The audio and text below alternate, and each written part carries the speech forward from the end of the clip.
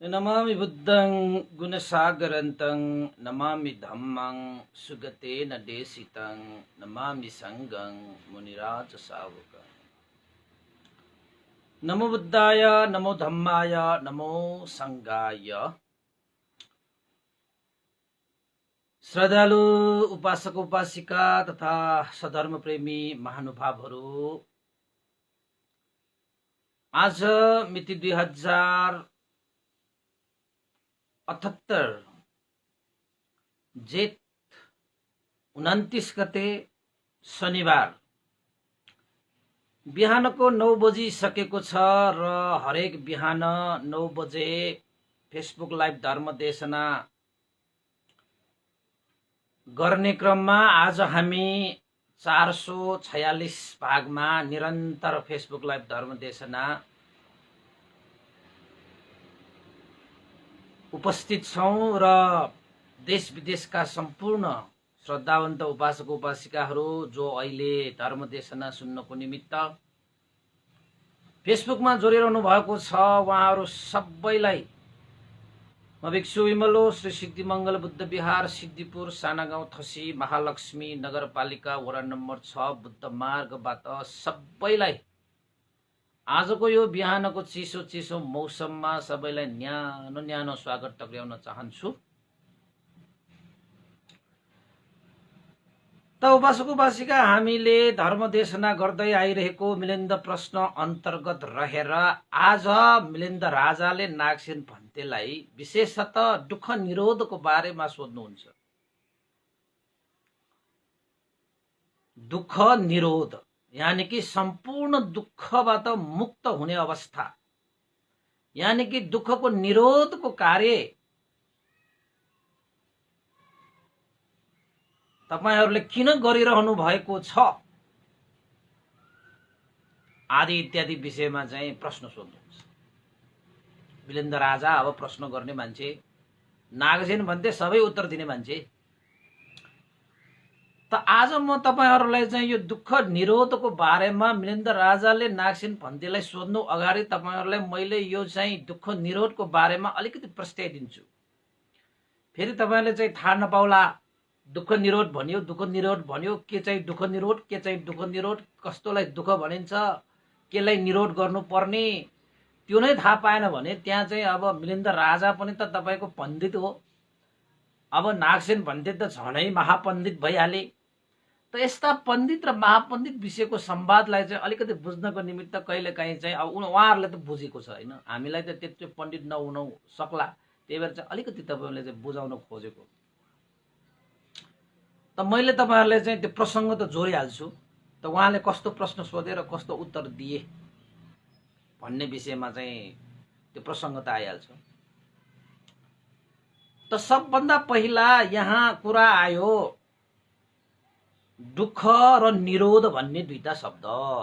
हेर्नुस् है, अब दुःख भनेको के हो, निरोध भनेको के हो?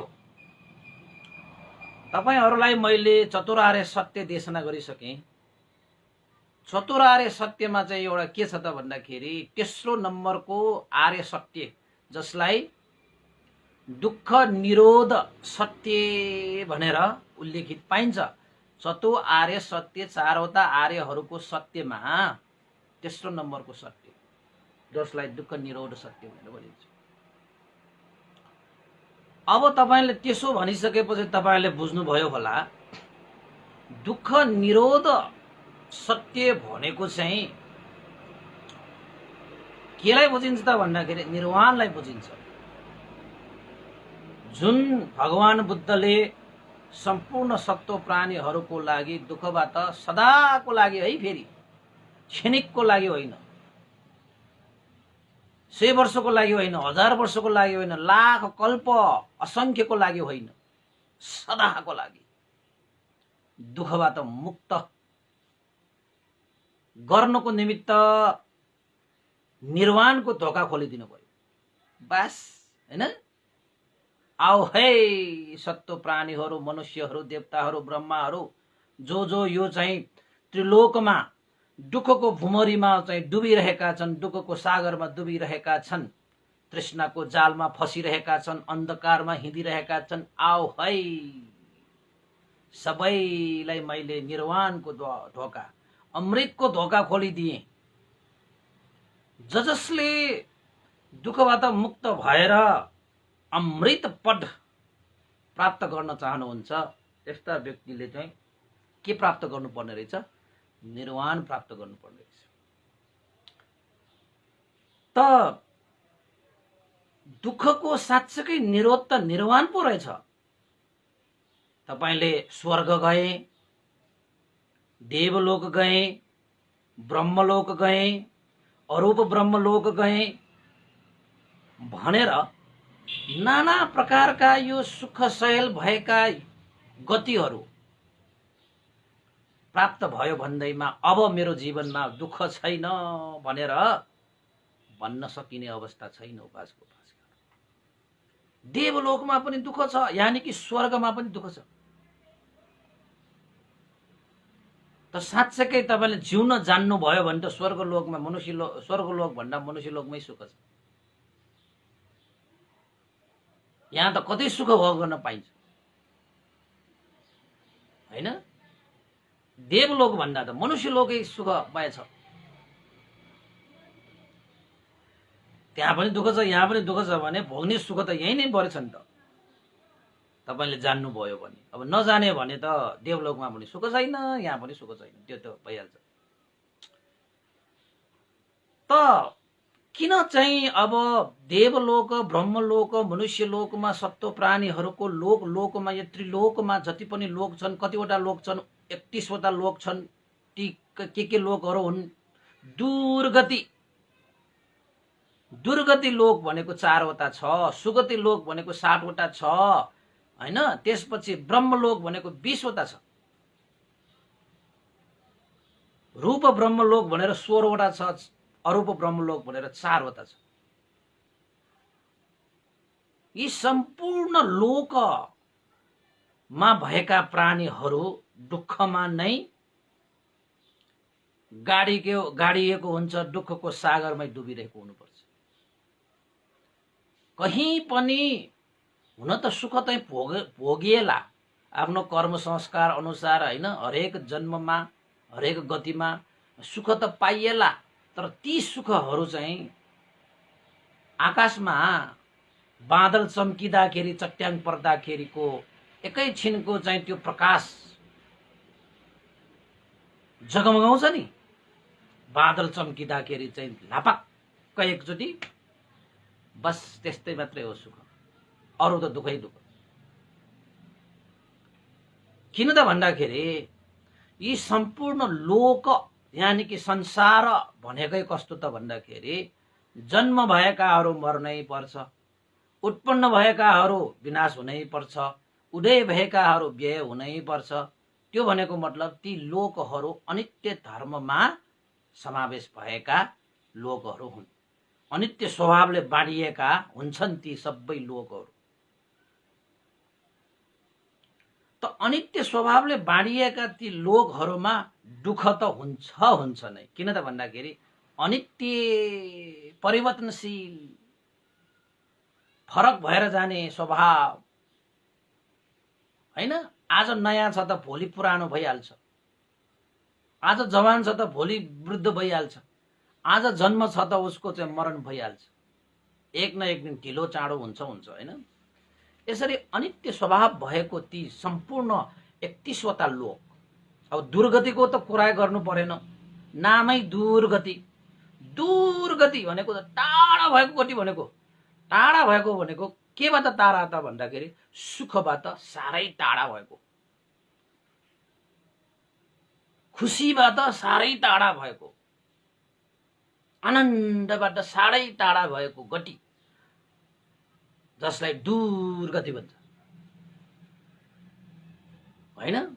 अब अलिकति तपाईको पुण्य धर्महरू कमाएर जीवनलाई चाहिँ उकास्न सक्ने, जीवनलाई सुन्दर बनाउन सक्ने, जीवनलाई धर्ममय बनाउन सक्ने गतिहरू भनेको चाहिँ सुगतिहरू।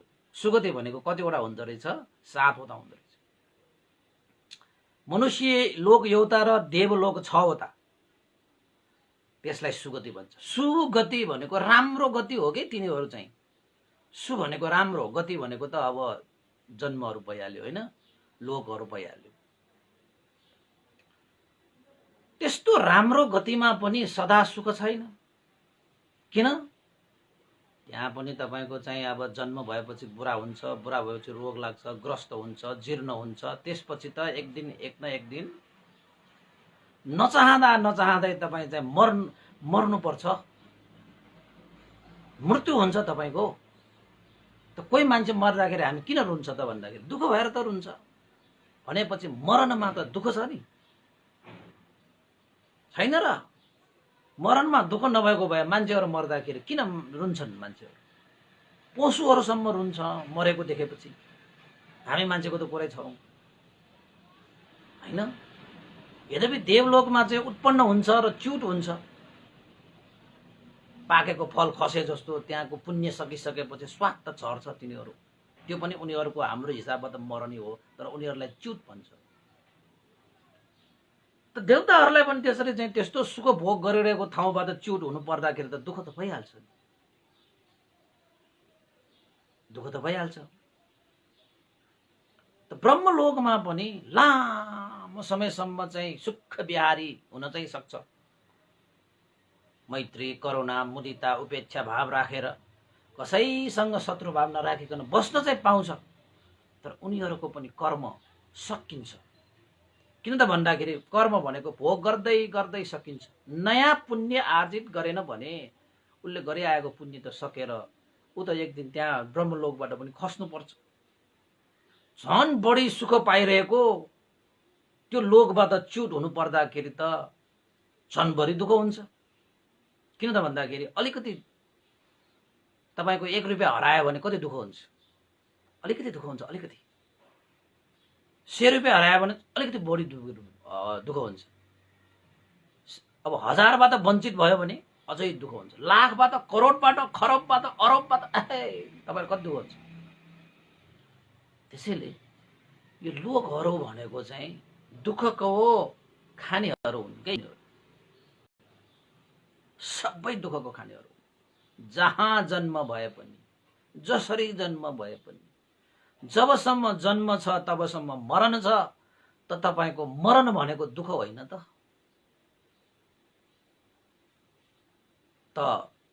ढिलो चाँडोको मात्रै कुरा हो भने पनि छन् देवलोकमा, ब्रह्मलोकमा उनीहरू त्यहाँबाट च्युत हुनु पर्दाखेरि झन् दुःख हुन्छ। किन त भन्दाखेरि उनीहरूले झन् ठुलो चिजहरू गुमाउनु पर्छ, त्यहाँबाट झन् ठुलो सुखहरू, आनन्दहरू, प्रीतिहरू उनीहरूले गुमाउनु पर्दाखेरि त उनीहरूलाई त झनै दुःख हुने भयो नि त, होइन र? तपाईलाई त्यसो लाग्दैन?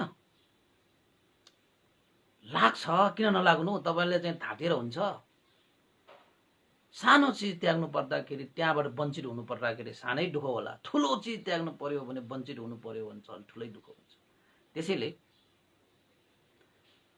यो देवलोकै भने पनि, स्वर्गमा भए पनि तपाईलाई दुःख त छ।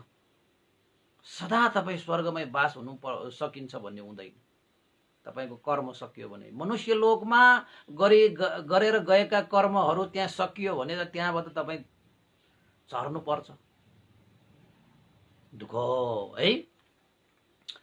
त्यसैले ती सम्पूर्ण दुःखबाट मुक्त हुनको निमित्त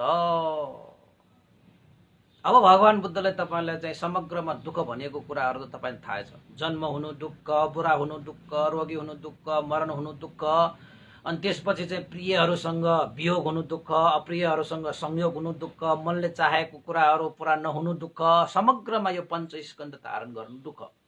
भनेपछि जुनसुकै गतिमा तपाईको जन्म भए पनि तपाईले पञ्चस्कन्ध त धारण गर्नुहुन्छ। भनेपछि यो पञ्चस्कन्ध धारण गर्नु जेल तपाईलाई दुःख हुन्छ। किन त भन्दाखेरि पञ्चस्कन्ध भनेको संस्कृत धर्महरू भनेको चाहिँ उनीहरू उत्पन्न विनाश हुने स्वभाव भएका धर्महरू हुन्। पञ्चस्कन्ध भनेको चाहिँ उत्पन्न भएपछि विनाश हुन्छ, त्यस्ता धर्महरू हुन् यिनीहरू सबै। त दूर गति भनेको दूर, टाढाको गति। टाढाको गति मतलब केबाट टाढा? सुखबाट टाढा। अनि तपाईको आनन्दबाट टाढा हैन, खुसीबाट टाढा भएको गतिहरू 4 वटा छ हैन। नरक, प्रेत, असुर, त्रियक भनेर। त्यस्ता गतिमा त अब सुख त त्यत्तिकै भएन, त्यो नामै दुर्गति हैन। अलिकति हामीले सुगति भनेका 7 वटा लोकहरू छन्, मनुष्य र देवलोकहरू, जुन सुगतिमा पनि राम्रो गति, सुख पाउने गति होइन कि राम्रो गति हो। किन त भन्दाखेरि त्यो गतिमा चाहिँ दुःख मुक्त गर्ने ठुला अवसरहरू प्राप्त हुन्छ हैन। राम्रो गति भए पनि त्यो गति पनि दुःखै हो। किन दुःख हो? त्यहाँ पनि चाहिँ अनित्य स्वभावलाई ग्रहण गर्नुपर्ने धर्महरू नै हामीले चाहिँ जीवन यापन गर्ने हो। तपाईँ जन्मिनु भयो भने तपाईँ वृद्ध त भइहाल्छ। कोही मान्छे चाहिँ म जन्मिसकेँ, मसँग धन छ, मसँग रूप छ, मसँग बल छ, मेरो चाहिँ यति ऐश्वर्य छ भन्दैमा तपाईँ वृद्ध नहुने भन्ने हुँदैन। अनि जतिसुकै धन भयो भने कहिलेकाहीँ तपाईँले ऐनामा आफ्नो अनुहार हेर्ने बित्तिकै, चाउरी पर्ने बित्तिकै, सेतो कपाल फुल्ने बित्तिकै आहा भन्ने तपाईँलाई हुन्छ कि ओहो भन्ने हुन्छ? ओहो भन्ने नै हुन्छ। किन त भन्दाखेरि तपाईँलाई चाहिँ केस फुलेको मिठो लाग्दैन, त्यो पनि दुःख।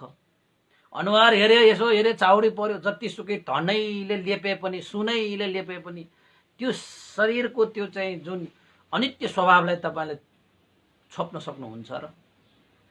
एकैछिन छोपे जस्तो, त्यो चाहिँ छोपे जस्तो, खेले जस्तो के, बच्चाहरू खेले जस्तो, माटो बनाएर दरबार बनाएर खेले जस्तो एकछिन तपाईँले छोप्नु होला अरे, तर सदा त छोप्न सक्दैन। त के हुन्छ? झनै दुःख हुन्छ।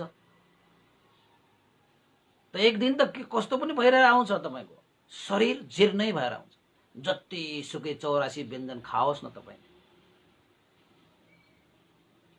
बच्चा बेलामा गाम मिठा मिठा कुराहरू खाएर चाहिँ पाखुरा मोता भए, ठुला जिउहरू भए, त्यसरी नै सदा खाइरहन पाए, खाइरहेको भए हाम्रो शरीर त कहिले पनि गल्नु नपर्ने, जीर्ण हुनु नपर्ने, सदा बढेको हुनुपर्ने जस्तो लाग्दैन? तर त्यसो हुँदैन। किन त भन्दाखेरि खाना मात्र भएर पनि भएन, हाम्रो कर्म संस्कार पनि हुनु पर्यो। पूर्व जन्ममा हामीले गरिआएका कर्म संस्कार सकियो भने त तपाईँले जतिसुकै खाओस् न त्यो लाग्दैन। त्यही खानाले झन् मर्छ तपाईँ। ल बच्चाहरूलाई चाहिँ तपाईँले कोची खुवाउनुहोस् त, उसको क्षमता अलिअलि मात्र खाने हो नि। बुढो भएपछि तपाईँले चाहिँ युवा अवस्थामा जस्तो टन्न कहाँ खान सकिन्छ?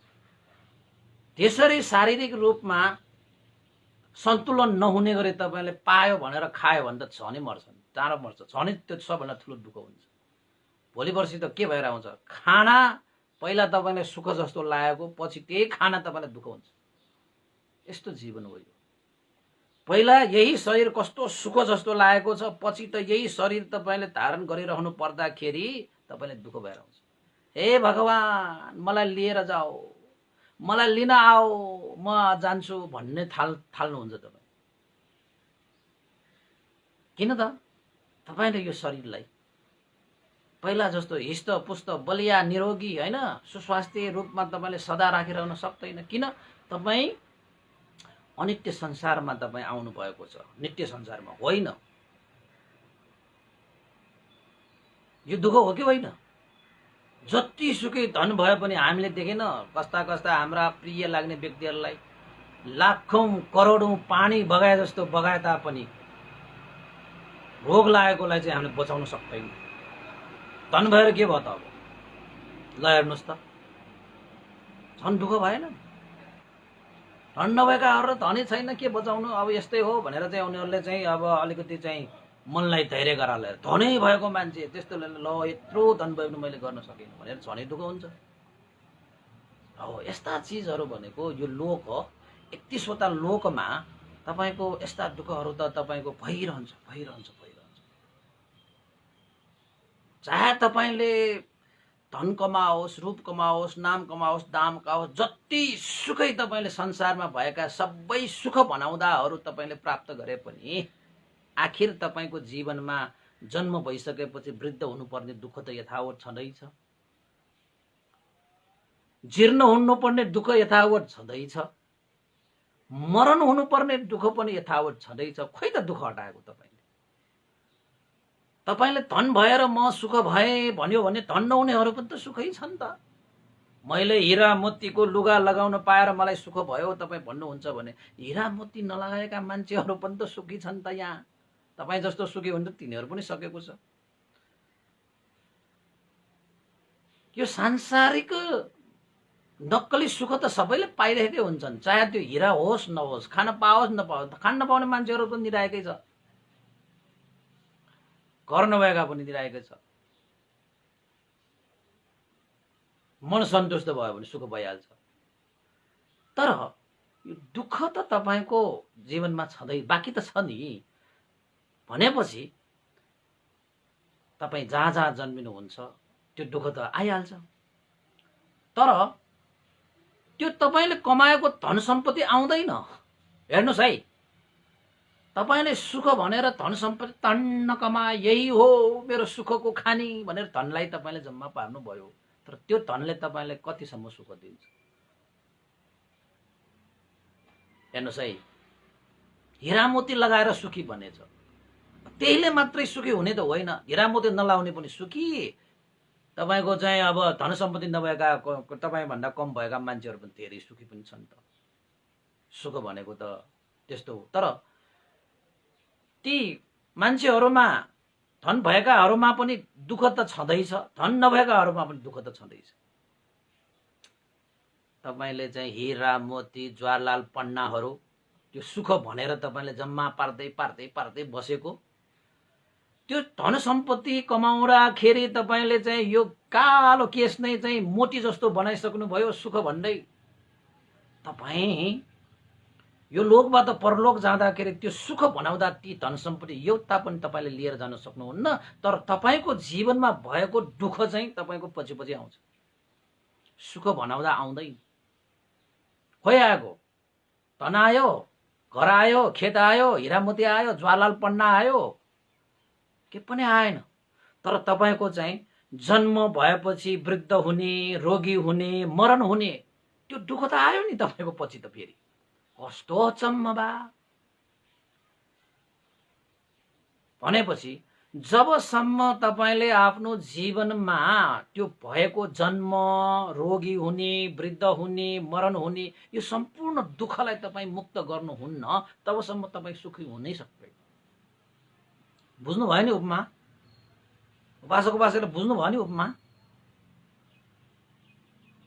त जब तपाईसँग दुःख छ भने तपाईँ कसरी सुखी भन्नुहुन्छ तपाईँ? जब तपाईको लुगामा फोहोर दाग लागेको छ भने तपाईले यो लुगा त सफा हो भनेर कसरी भन्न सक्नुहुन्छ? सकिँदैन नि, कदापि सकिँदैन। किन त भन्दाखेरि लुगामा त फोहोर छ त तपाईले त्यो लुगालाई, फोहोर लुगालाई, त्यो मैलो लुगालाई इस्त्री लाउँदैमा, जल छर्किँदैमा त्यो लुगा सफा हुन्छ त? हुँदैन। त्यो सफा गर्नको निमित्त त्यो लुगामा लागेको त्यो मैल, त्यो चाहिँ फोहोर नै तपाईले चाहिँ धुनुपर्छ। जबसम्म तपाईले त्यो फोहोर धुनुहुन्न, त्यो मैल तपाईले चाहिँ वास गर्नुहुन्न तबसम्म त्यो लुगा त मैलै हो। त्यसरी नै तपाईको जीवनमा जबसम्म यो जन्म लिनु भएपछि यो वृद्ध हुने, जीर्ण हुने, मरण हुने, अप्रियसँग संयोग हुने, प्रियसँग वियोग हुने, त्यस्तै गरी मनले इच्छा गरेका पुरा नहुने, यो पञ्चस्कन्ध धारण गर्ने नै दुःख भनिसकेपछि ती दुःखहरू त आउने नै भयो। त हरेक जन्म जन्म जन्म तपाईले लिनुभयो भने, जन्म लिइसकेपछि मरण त छ भने तपाईसँग दुःख त छ। अनि तपाईले चाहिँ कसरी चाहिँ जन्म भएसम्म सुख हुन्छ भनेर तपाईले कसरी भन्न सक्नुहुन्छ? जन्म भएसम्म तपाईँ सुखी कहिले पनि हुन सक्दैन। बुझ्नु भएको छ? यो त गम्भीर विषय हो। फेरि उपासक उपासकले बुझ्यो कि बुझेन? होइन, बुझेन भने त फसारी पर्छ। यत्रो मिहिनेत गरेर भनिदिएछु मैले, उपमा दिएर भनिदिएछु मैले, फेरि बुझेन भने त के हो? अब बुझेको अगाडि भइदिएको भए अनुहार हेरेर थाहा हुन्थ्यो। अब फेसबुकमा त त्यही फोटो आउँछ, चल्ने नचल्ने फोटो आउँछ, थाहा हुन्छ कि हुँदैन? होइन। त भनेपछि तपाईले साँच्चैकै सुख प्राप्त गर्ने हो भने, जस्तै साँच्चैकै लुगालाई सफा गर्ने हो भने लुगामा भएको मैललाई तपाईले निरोध गर्नुपर्छ, त्यसलाई हटाउनुपर्छ, हैन? त्यसरी नै तपाईले चाहिँ जिन्दगीमा साँच्चैकै सुख प्राप्त गर्ने हो भने यो जीवनमा भएका दुःखहरू जति पनि छन् नि, ती सम्पूर्ण दुःखहरू तपाईले चाहिँ के गर्नुपर्छ? निरोध गर्नुपर्छ। अहिले त हामीले गरिरहेको त्यो सुख भनाउँदाहरू गरिरहेको त यो दुःखलाई छोप्ने मात्रै काम गरिरहेको हो कि। दुःखलाई छोपेर म सुखी छु भन्ने मात्रै हो। भित्रभित्र मनमा पीडा छ, तर बाहिर बाहिर मुहारमा चाहिँ हाँसो छर्केको जस्तो हो कि हाम्रो यो अहिले भोगिरहेको सुखहरू त वास्तविक सुख होइन। मनमा कस्ता पीडा छ, चोट छ, शोक छ, घाउ छ, तर बाहिर हाँसिरहँदाखेरि त्यो सक्कली हाँसो होइन कि, त्यो नक्कली हाँसो हो के, साँच्चैकै खुसी प्राप्त भएको होइन। उहाँहरूले त अभिनय त गर्न सकिएला हो, बस अहिले पनि यो मान्छेहरू यो त्रिलोकमा 31वटा भुवनहरूमा जति पनि मान्छेहरूले सुख है भनेर भनिरहेका छन् नि, ती सबै सुखहरू नक्कली मात्र होइन। सक्कली सुख त निर्वाणमा पाउँछ। निर्वाण बिना सक्कली सुख कसैले पाए भन्छ भने त्यो जस्तो चाहिँ छोटो कुरा बोल्ने संसारमा कोही हुँदै हो, त्यस्तो हो उपासक। त्यही भएर यो निरोध सत्य भनेको चाहिँ, दुःख निरोध भनेको चाहिँ निर्वाण हो भनेर भगवान बुद्ध त्यत्तिकै भनेको होइन। दुःखलाई निरोध गर्नको निमित्त त तपाईको जन्म भएपछि तपाईको वृद्ध हुन्छ, रोग हुन्छ, मरण हुनु परेपछि तपाईले कारण हैन, तपाईले चाहिँ कार्यलाई तपाईले चाहिँ दुःख भयो भनेर कार्यमा तपाईँ चाहिँ भएर तपाईँ दुखित भइरहनु होइन, कारणलाई बुझ्नु पर्यो कि यो दुःखको कारण के हो भन्दाखेरि जन्म नै तपाईको दुःख हो। जन्म भएसम्म तपाईको दुःख हुँदो रहेछ। आमामामामा, जन्म भएको भनेको यो चाहिँ तन्मन धारण गर्नु। तन्मन भनेको नाम रूप, नाम रूप भनेको पञ्चस्कन्ध। यो पञ्चस्कन्ध यो शरीर धारण गर्नु गरेसम्म तपाईँ दुःखबाट मुक्त हुन्न। उपासक उपासिकाहरू, यो कुरा चाहिँ तपाईले लेखेर राख्नुहोस्। निधारमा लेख्ने हो कि मनमा लेख्ने हो, कता लेख्ने लेख्नुहोस्। हैन त 31वटा भुवनमा भनेको तपाईको जन्म लिन जाने हो, तर निर्वाण भनेको चाहिँ तपाईको चाहिँ त्यहाँ जन्म मरण हैन, उत्पत्ति विनाश उदय व्यय के पनि छैन। शान्त सुख अवस्था। जब तपाईको जन्म छैन त्यहाँ मर्नै परेन, दुःखै भएन नि त। अब तपाईको त्यहाँ फेरि तपाईको उत्पत्ति नै छैन त, विनाशै पनि छैन, त्यहाँ उदय पनि छैन, व्यय पनि छैन। आहा कति शान्त। तपाईँ कतै जाने भयो भने तपाईको चाहिँ कतै तपाईँ शान्त ठाउँमा पुग्नु भयो भने आहा कति शान्त भन्छ नि त। के पनि छैन त्यहाँ, फेरि कति शान्त, फेरि कति आनन्द। फेरि त तपाईको चाहिँ सबै थोक भएको यो काठमाडौँमा आउनुहोस् न, तपाईँ सहरमा छ, सबै चिज छ, तै पनि शान्ति छैन। किन छैन? त्यहाँ कोलाहल छ, साउन्डको कोलाहल, मान्छेहरूको कोलाहल, खानाको कोलाहल, कामको कोलाहल, दुनियाँ एकैचोटि तपाईलाई नपट्याए त्यो काठमाडौँको न्याना भिडभाड टडक भडक सारा कोलाहलबाट एकैचोटि चाहिँ जङ्गलतिर के पनि नभएको ठाउँमा एकचोटि जानुहोस् त, कति आनन्द आउँछ, आनन्द आउँछ। किन तपाईँले त्यसरी आनन्द भन्नुभयो त? त्यो शान्त भएको ठाउँमा गएपछि तपाईँलाई कसरी आनन्द भयो त? तपाईँले त्यसो भए पाएपछि तपाईलाई शान्त हुने भए त तपाईले चाहिँ काठमाडौँमा आएर तपाईले सुख पाउनु पर्ने नि। अनि टाढा किन जान्छ मान्छेहरू शान्त ठाउँमा, के पनि नभएको ठाउँमा? त्यसैले निर्वाण भनेको पनि त्यस्तै शान्त ठाउँ, के पनि छैन तर सबै छ। त कोही मान्छे काठमाडौँबाट कतै बाहिर गएर शान्त ठाउँमा पुगिएपछि त्यहाँ के पनि छैन, तर उसको मनमा चाहेको होइन सुख शान्ति त्यहाँ छ। फेरि के पनि छैन तर सबै चिज त्यही छ, होइन? तर काठमाडौँको यो सहरमा आओस्, सबै चिज छ तर के पनि चिज छैन। यहाँ दुःखै दुःख छ, के पनि चिज हामीले चाहेको के पनि छैन। त यो हाम्रो पञ्चस्कन्ध पनि यस्तै एउटा सबै चिज पाएको एउटा सहर जस्तै हो। यो कस्तो सहर त भन्दाखेरि दुर्गन्धित सहर, अशुचिको सहर, जहाँ गइसकेपछि तपाईले कोलाहल पाउँछ, राग द्वेष मोह रूपी कोलाहल पाउँछ, मान अभिमान घमण्ड ईर्ष्या जीर्णता रोगी, यस्ता चिजहरू पाउने सहर हो यो सहरबाट एकचोटि मुक्त भएर हेर्नुस् त। भनेको मतलब शारीरिक काया धारण गर्न नपर्ने अवस्था निर्वाणमा तपाईँ पुग्नुभयो भने यो काया शरीर धारण गर्नु नपर्ने अवस्था हो।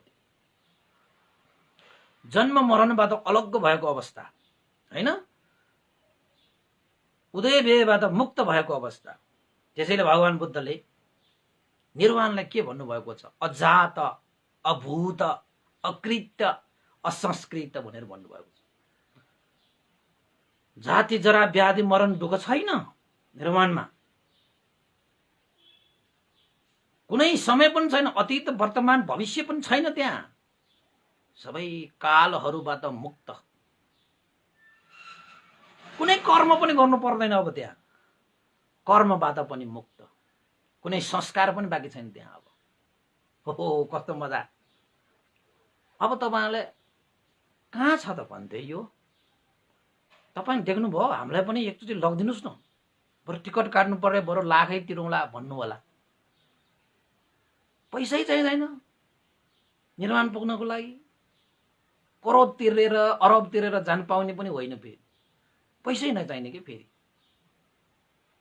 तर के चाहिन्छ त भन्दाखेरि तपाईले आफ्नो हृदयमा भएको तृष्णा, जसलाई राग द्वेष मोह, हेर्नुस् है, राग द्वेष मोह रूपी क्लेश, जसलाई तृष्णा भनेर भनिन्छ, दुःखको मूल कारण, जरा दुःखको बिया पुसा, दुःखको पुसाइ त्यही हो। त त्यो तृष्णालाई तपाईले क्षय गरिदिनु भयो भने निर्वाण भनेको सित्तैमा पाउँछ। नत्र त धनी धनी मान्छेहरू, अरब अरबपट्टि मान्छेहरू, खरब खरबपट्टि मान्छेहरूले निर्वाण त गइहाल्छन्। पैसा भएर जाने होइन के त्यो निर्वाण भनेको। नत्र त गरिब मान्छेहरू सदा दुखी नै भइरहन्छ। धनी मान्छेहरू मात्रै निर्वाण पुग्ने, पैसाले पुग्ने भयो त हैन। त निर्वाण कसरी पुगिन्छ भन्दाखेरि राग द्वेष मोह।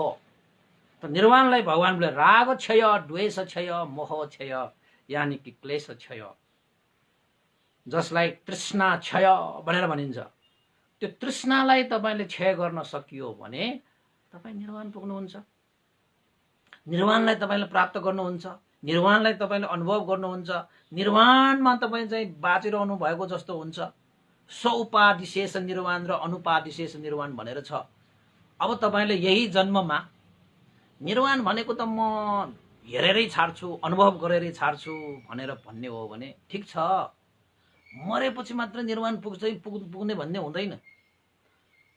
तपाईको यही जन्ममा तपाईको हृदयमा भएका लोभ द्वेष मोह, राग द्वेष मोह, त्यो तृष्णालाई तपाईले अहिलेको अहिले क्षय गर्यो भने भन्तीले भनेको त्यो निर्वाण सुखलाई तपाईले अहिले नै पाउनुहुन्छ। अहिले नै पाउनुहुन्छ। अनि थाहा हुन्छ तपाईलाई निर्वाण भनेको कहाँ छ भन्ने कुरा। अब मैले भनेर तपाईले देख्ने होइन, अब मैले भनेर तपाईले लान सक्ने होइन। ल यो हो भनेर कुनै अस्तित्व भएको कुनै चाहिँ विषय वस्तुहरूलाई देखाए जस्तो देखाउन मिल्दैन। न रूप छ, न स्वरूप छ, न जन्म छ, न मरण छ, न काम छ, न के छ त्यहाँ। तै पनि हामीले चाहेका सबै ठोक छ त्यहाँ। त्यो सुख तपाईले प्राप्त गर्नु भइसक्यो, प्राप्त गर्नुभयो भने यो संसारबाट प्राप्त भएका तपाईले त्यो कठिन सुखहरू, धनले पाएका सुखहरू, जनले पाएका सुखहरू, रूपले पाएका सुखहरू, सम्पत्तिले पाएका सुखहरू, जुन कठिन सुखहरू छन्, ती सुखहरू त निर्वाण पाएपछि तपाईलाई थाहा हुन्छ, हो यो सुख त नक्कली रहेछ, धिक्कार छ। यस्ता सुखमा मैले आफ्नो कयौं जीवन, कयौं कल्प मैले बिताएँ, धिक्कार भन्न थाल्छ तपाईँ। किन त भन्दाखेरि सुख सुख सुख भन्दा भन्दै म त दुःखको खाडलमा पो खसिरहेको रहेछु। बल्ल थाहा पाएँ मैले, बाबा। अनि भन्नुहुन्छ, हे सुख हे दुःख, तिम्रो मूल जरा मैले चिनिसकेँ, अब तिमीले मलाई छुन सक्दैनौ। दुःखको तिम्रो महल मैले भाँचिदिसकेँ, दुःखको तिम्रो सागर मैले तरिदिसकेँ, दुःखको तिम्रो खाडल मैले पुरिदिसकेँ, दुःखको तिम्रो त्यो अन्धकारलाई मैले धर्मको ज्योति बालेर त्यो अन्धकार हटाइसकेँ। अब कसरी तिमीले मलाई छुँदो रहेछ हेरौँला भन्न सक्ने अवस्था आउँछ, नत्र आउँदैन। चाहे मनुष्य भएर जतिसुकै नाम दाम काम धाम नै तपाईँले प्राप्त गरोस्, निर्वाण नपुगेसम्म तपाईँले केही त्यस्तो साँच्चक्कले सुख चाहिँ प्राप्त पाएकै हुँदैन। देवलोकमा जाओस्, स्वर्गमा जाओस्, होइन, इन्द्र महाराजै भएर बसे पनि सदा साँच्चकै सुख होइन। त्यो पनि नक्कली सुख हो। त्यो फिल्ममा अभिनय गरे जस्तो के उनीहरूले जतिसुकै हाने पनि, जतिसुकै रोए पनि, हाँसे पनि त्यो नक्कली नै हो नि। त्यो 3 घन्टा सकिसकेपछि त के पनि होइन। तिनीहरू 3 घन्टा होइन, कोही 2 घन्टा 3 घन्टाको समयसम्म त हामी हलमा बसिरहँदाखेरि ओहो साँच्चैकै भएको जस्तो, बाबा साँच्चैकै भएको जस्तो भइरहन्छ कि जब त्यो फिल्म सकिन्छ नि त के पनि होइन।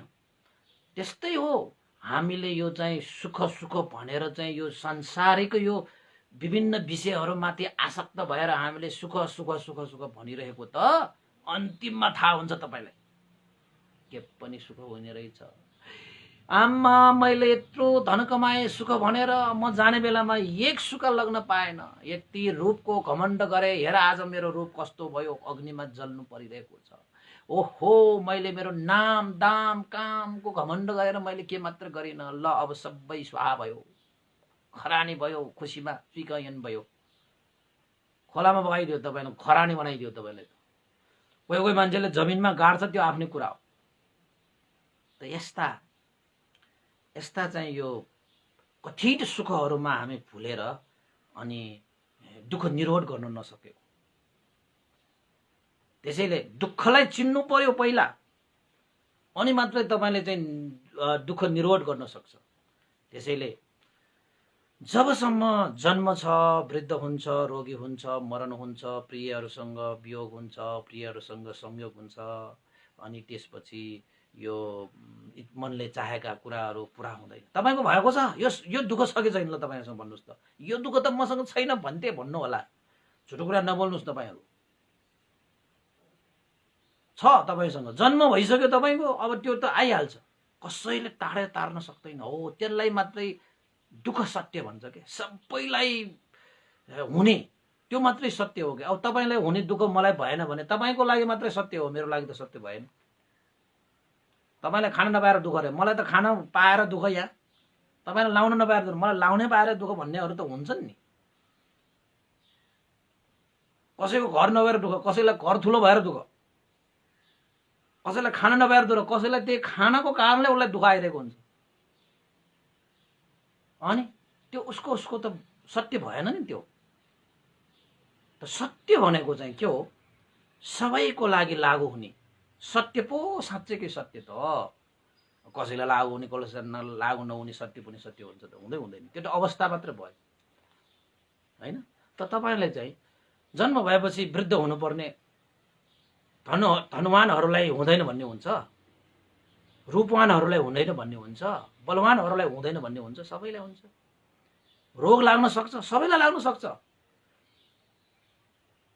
धनपति महाजन अरबपति खरबपतिलाई रोगै लाग्दैन भन्ने छ, लाग्न सक्छ। सत्य भएको भएन सबैलाई, त्यो गरिबलाई पनि लाग्छ। त मरण हुनुपर्छ, सबै मरण हुनुपर्छ। चाहे त्यो धन होस् नहोस्, रूप होस् नहोस्, बल होस् नहोस्, होइन, नाम होस् नहोस्, जन्मेपछि त मर्नुपर्छ। त्यो सबैको लागि सत्य भएको भएन, भयो।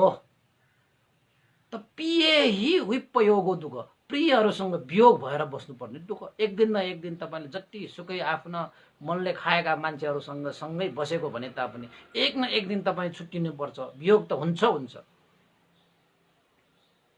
वियोग त हुन्छ तपाईँको, मर्नु त पर्छ नि। त मरेपछि तपाईँले मन परेका मान्छेहरूलाई नै छोडेर जाने हो, त एकचोटि त वियोग हुन्छ। अनि आफूले मन नपरेका मान्छेहरूको पनि तपाईँको चाहिँ संयोग भएर आउँछ। मन नपरेको विषयहरूसँग, मान्छेहरूसँग, हरेक कुराहरूसँग हामी के हुनुपर्छ फेरि, जोडिन आउनुपर्छ। अब जस्तै रोगसँगै जोड्नुपर्छ, तपाईँ मन पर्दैन तै पनि जोड्नुपर्छ होइन। त्यसपछि तपाईँले चाहिँ नाना थरीकाहरू चाहिँ घाउ खतिराहरू आउँछ, त्यो पनि जोड्नुपर्छ। वृद्ध भएर अशक्त भएर आउँछ, त्यो पनि जोड्नुपर्छ। तपाईँ मरण हुनुपर्छ, त्यो पनि तपाईँसँग होइन जोड्नुपर्छ। कति मान्छेहरू हुन्छन् तपाईँलाई प्रिय नलाग्ने मान्छेहरू पनि त सँगै बस्नुपर्ने, कस्तो गाह्रो हुन्छ। त मनले चाहेको इच्छा पुरा नहुँदैन के तपाईँको, त्यो पनि संसारमा, त्यो पनि दुःख।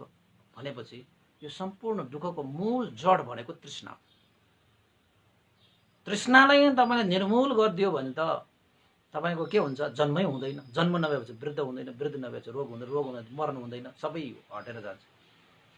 त्यसैले दुःख निरोध, समूल निर्मूल दुःखलाई साँच्चै मैले चाहिँ दुःख हटाएँ भनेको मतलब तात्पर्य के हुनुपर्छ त भन्दाखेरि, अब फेरि एकपल्ट दुःख निरोध गरेँ भनिसकेपछि फेरि एकपल्ट दुःख फर्की नआउने किसिमले तपाईँले दुःखलाई निरोध गर्नुभयो भने मात्रै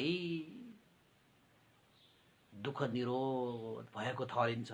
फेरि फेरि डोरेर आउने भयो भने त त्यो दुःख निरोध भएकै होइन नि त होइन। त तपाईँले आज भोक लाग्यो रे, तपाईँले टन्न खायो अरे, अब के भोक तपाईँले चाहिँ सदाको लागि मेटाएको भयो त भएन नि। एकैछिनको लागि भोक मेटाएको, त्यो भोक त रहिरहन्छ, फेरि आउँछ त्यो भोक। जिन्दगी भर तपाईँले भोकलाई मेटाउनु सक्नुहुन्न। तर भन्न चाहिँ हामी एकैछिनको त्यो भोक मेटाएपछि आनन्द मानेर जिन्दगीभरै भोक मेटेको जस्तो ठहरिन्छ, तर त्यस्तो हुँदैन। फेरि खायो, दिउँसो फेरि भोक लागिहाल्छ। जिन्दगीभर तपाईँले आफ्नो भोकलाई मेटाउन सक्नुहुन्न। त्यो भोक मेटिनको लागि त तपाईँले जन्म नै लिनु नपर्ने कर्म गर्नुपर्छ, अनि मात्रै भोक मेट्छ। बुझ्नु भइरहेछ है कुराहरू, अलिकति बुझ्नु भइरहेछ है। बुझ्नु त बुझिरहेको होला, फेरि मैले धेरै व्याख्या गरेँ भने फेरि त्यहाँ दिमागमा नअट्ला। त्यसैले उपासक उपासिकाहरू, दुःखको विषयमा कुरा गर्दाखेरि 31वटा भुवनहरूमा जहाँ जन्म भए तापनि तपाईको जीवनमा दुःख मुक्त भयो भन्ने हुँदैन। किन त भन्दाखेरि यो 31वटा भुवनहरू जति पनि छन् त्यहाँ अनित्य स्वभावले बास गरेको हुन्छ। त्यो अनित्य स्वभाव भएको स्थानमा गएर हामी जन्म लियौं भने त हामी के हुन्छ, परिवर्तन भएर आइहाल्छ। जन्मेपछि मरण भइहाल्छ, चाहे देवताहरू होस् चाहे ब्रह्माहरू होस् होइन। मान्छेहरूको त कुरै छाडौँ, तपाईँले मान्छेहरूको मरेका देखेकै छौँ। अब पशु पन्छीहरूको कुरा छाड्नु, तिनीहरू पनि मरिरहेका हुन्छन्। त यस्तो मरण ग्रहण गर्नुपर्ने लोकहरूमा तपाईँले सुख पाएँ, म दुःखबाट मुक्त भएँ भन्नु चाहिँ त्यो भ्रम मात्रै हो।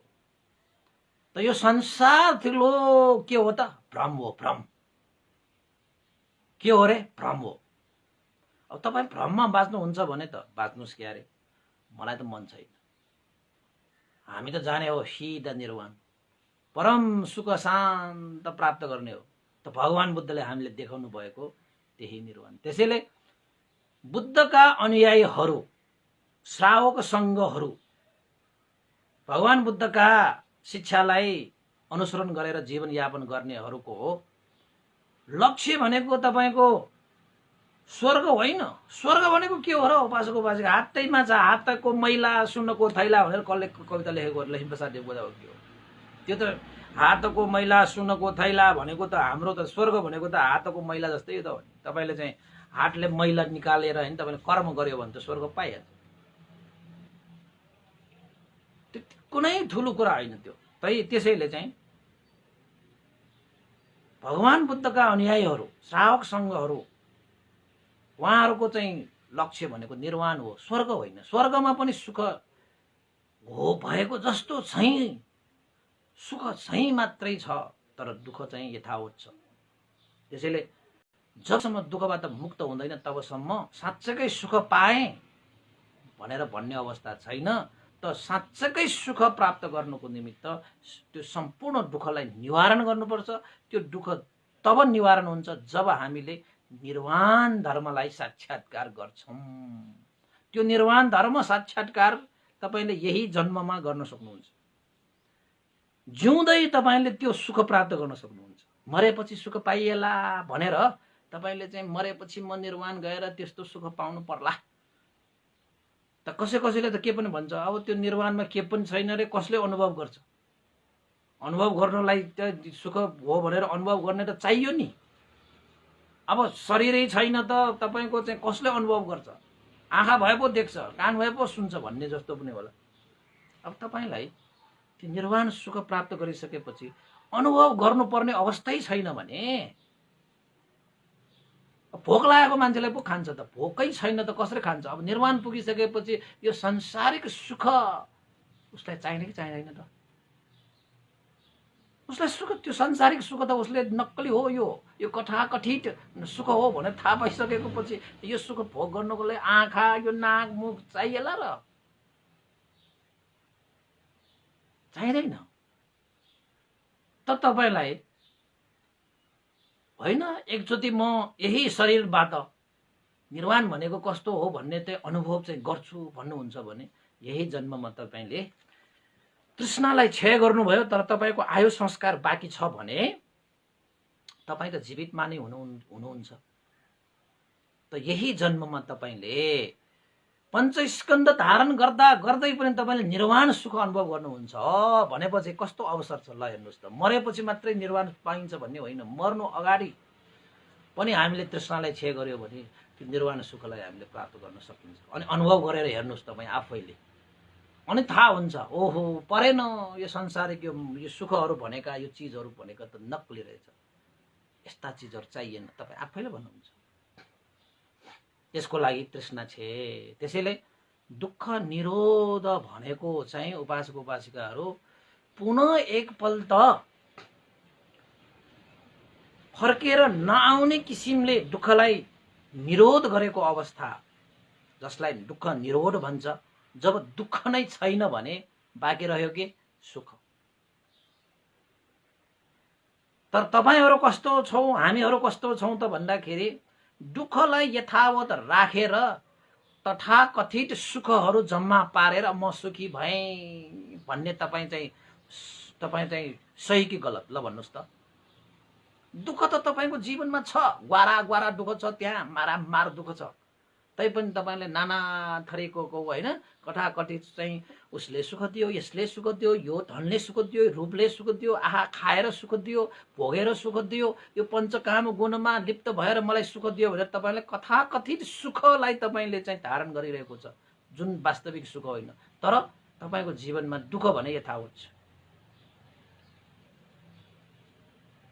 जबसम्म तपाईले आफ्नो जीवनमा दुःख हटाउँदैन तबसम्म तपाईले आफूलाई कसरी सुखी, म सुख भएँ, म सुखी भएँ भनेर तपाईले कसरी भन्न सक्नुहुन्छ? सक्दैन। मैले उपमा दिएँ नि, लुगामा मैल लागेको छ भने त्यो लुगालाई फोहोर नै भनिन्छ। जबसम्म त्यो लुगामा लागेको मैललाई निकाल्दैन तबसम्म त्यो लुगा सफा हुँदैन।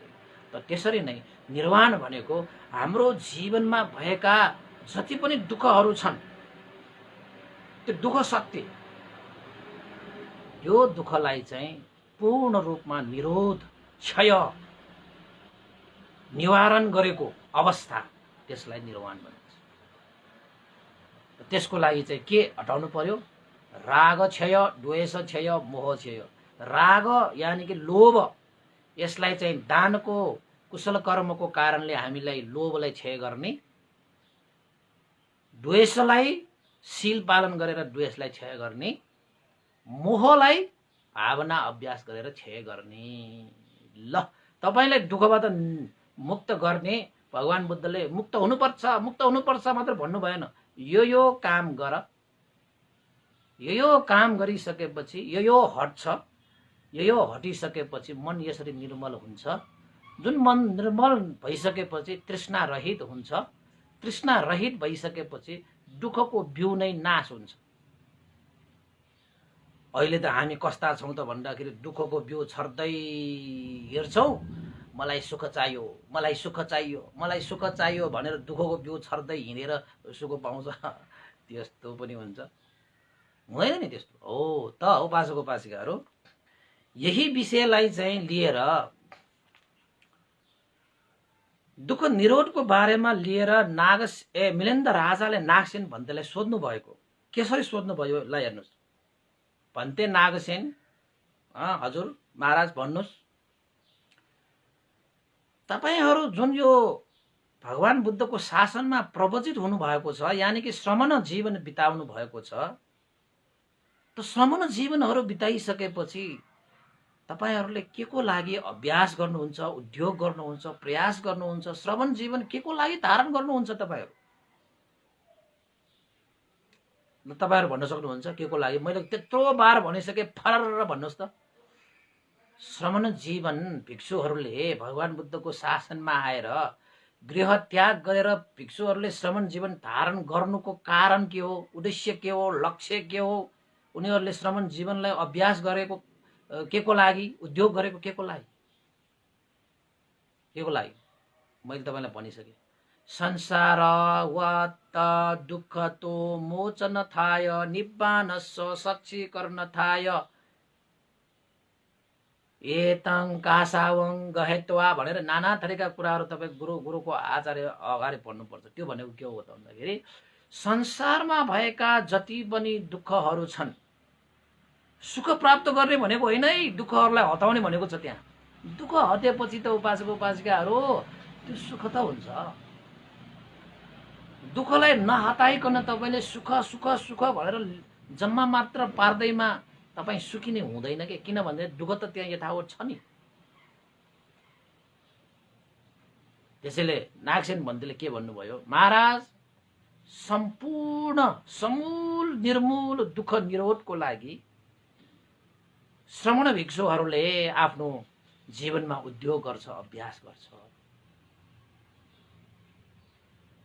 दुःखहरू हटाउनको निमित्त भनेर भने, हजुर दुःख निरोधको लागि भिक्षुहरूले, श्रमणहरूले उद्योग गर्छ, अभ्यास गर्छ, प्रयास गर्छ। त्यसपछि नागसेन भन्तेले मिलिन्द राजाले सोधे, कम्ता चम्बु होइन नि त्यो मिलिन्द राजा त, साह्रै चम्बु, सोधेको सोधै गर्ने। नागसेन भन्ते पनि कम्ता धैर्यवान होइन नि, उत्तर दिगको दे गर्ने होइन। त्यसपछि के भन्नुभयो, तपाईहरूले यो दुःख निरोध गर्ने, दुःख निरोध गर्नको निमित्त अभ्यास गर्ने, उद्योग गर्ने, प्रयास गर्ने भनेर तपाईँ भन्नुहुन्छ। के तपाईहरूले दुःख निरोध गर्नको निमित्त भनेर तपाईँले चाहिँ अब त्यत्रो समय बिताएर आइसकेपछि के यो चाहिँ अतीत दुःख भनेको छ र? तपाईहरूले चाहिँ अतीत समयमा पनि त श्रमण जीवन चाहिँ धारण गरेर आउनु भएको, समय त बिताएर आउनु सक्यो। के त्यही तपाईँले दुःख निरोध गर्ने भनेर यसरी चाहिँ अतीत दुःख भनेको पनि छ र भनेर भने नागसेन भन्तेले के भन्नुभयो, अतीत दुःख भनेर त्यस्तो चाहिँ हुँदैन। अनि त्यसपछि वर्तमान दुःख छ त, वर्तमान दुःख भनेर पनि छैन। दुःख त दुःखै हो, वर्तमान दुःख भनेर चाहिँ छैन। त्यसो भए अनागत दुःख छ त भन्दाखेरि अनागत दुःख पनि छैन भनेर चाहिँ यो नागसेन भन्तेले भन्नुहुन्छ। अब दुःख पनि अतीत दुःख, वर्तमान दुःख, अनागत दुःख भनेको हुन्छ र? त्यस्तो त हुँदैन महाराज भनेर भने। अनि मिलिन्द राजाले के भने त भन्दाखेरि, त्यसो भए तपाईहरूले अतीत समयमा पनि उद्योग गर्नुभयो, वर्तमान समयमा पनि उद्योग गरिरहनु भएको छ र भविष्यमा पनि अनागतमा पनि तपाईँले चाहिँ उद्योग अभ्यास गर्नुहुन्छ। अब तपाईँ के भन्नुहुन्छ त भन्दाखेरि हामी श्रमण भिक्षुहरूले जति पनि अभ्यास उद्योग गर्छौँ त्यो दुःख निवारणको लागि, दुःख निरोधको लागि हामीले अभ्यास उद्योग गरिरहेका छौँ भनेर भन्नुहुन्छ। त तपाईँले अतीतमा पनि उद्योग अभ्यास गरेर आएको भए त अतीत दुःख नै हुनुपर्ने, वर्तमानमा पनि तपाईँले चाहिँ उद्योग अभ्यास गरिरहेको भए त वर्तमान दुःख हुनुपर्ने। र तपाईले यसरी नै जीवनलाई त अब भविष्य हैन अनागतसम्म पनि तपाईले यसरी नै प्रयास गर्नुहुन्छ भनेपछि अनागत दुःख पनि छ र भनेर सोधेको छैन भन्नुहुन्छ नागसेन भन्तेले। त मिलिन्द्र राजाले के भने त भन्दाखेरि त्यसो भए नागसेन भन्ते बरा तपाईँ त पण्डित हुनुहुन्छ, पुरा पण्डित जस्तो कुरा गर्नुहुन्छ, व्यवहार गर्नुहुन्छ, त जुन दुःख छँदै छैन, न अतीत दुःख छ, न वर्तमान दुःख छ, न चाहिँ अनागत दुःख छ, जुन दुःख छँदै छैन भने तपाईहरू के को लागि उद्योग गर्नुहुन्छ त? के को लागि अभ्यास गर्नुहुन्छ? के को लागि परिश्रम गर्नुहुन्छ त्यसो भए भनेर सोधे। अनि त्यसपछि नागसेन भन्तेले उत्तर दिए, महाराज अहिले भएका जति पनि दुःखहरू छन् ती दुःखहरूलाई उत्पन्न भएका दुःखहरूलाई निवारण गर्नको निमित्त यानि कि निरोध गर्नको निमित्त र पछि पुनः पुनः नयाँ दुःखहरू उत्पन्न नहोस् भन्नको खातिर श्रमण भिक्षुहरूले उद्योग अभ्यास गर्ने हो हैन। अहिले भएका उत्पन्न हुने दुःखहरू जति पनि छन् ती दुःखहरूलाई निवारण गर्ने अनि पछि पुनः पुनः दुःखहरू उत्पन्न नगर्नको खातिर श्रमण भिक्षुहरूले शील समाधि प्रज्ञाको अभ्यास उद्योग गरिरहेको हुन्छ महाराज भनेर भनिसकेपछि त महाराज त भन्थे तपाईले भन्नुहुन्छ वर्तमानमा उत्पन्न हुन सक्ने दुःखहरूलाई त निवारण गर्ने भन्ने कुरा त ठिकै जस्तो लाग्छ, तर मलाई एउटा कुरा बुझेन।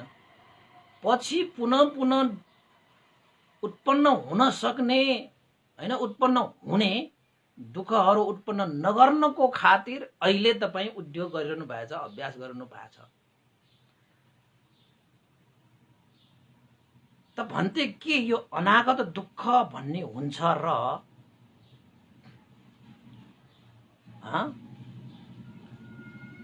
अनागत दुःख भन्ने पनि हुन्छ र पछि भविष्यमा हुने दुःख पनि अब तपाईको लागि अहिले त छँदै छैन, त तपाईले किन प्रयास गर्नु पर्यो? अनागत दुःख भन्नेको पनि हुन्छ र नागसेन भन्थे भनेर मिलिन्द्र राजाले भनेपछि नागसेन भन्तेले के भन्नुहुन्छ, महाराज यो अनागत दुःख भनेर हुँदैन,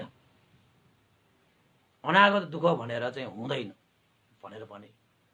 त मिलिन्द्र राजाले के भने त अब तपाई अनागत दुःख पनि छैन हुँदैन पनि भन्नुहुन्छ, फेरि पछि दुःख उत्पन्न नहोस् भन्नको खातिर मैले अहिले उद्योग अभ्यास गरिरहेको छु भनेर भन्नुहुन्छ।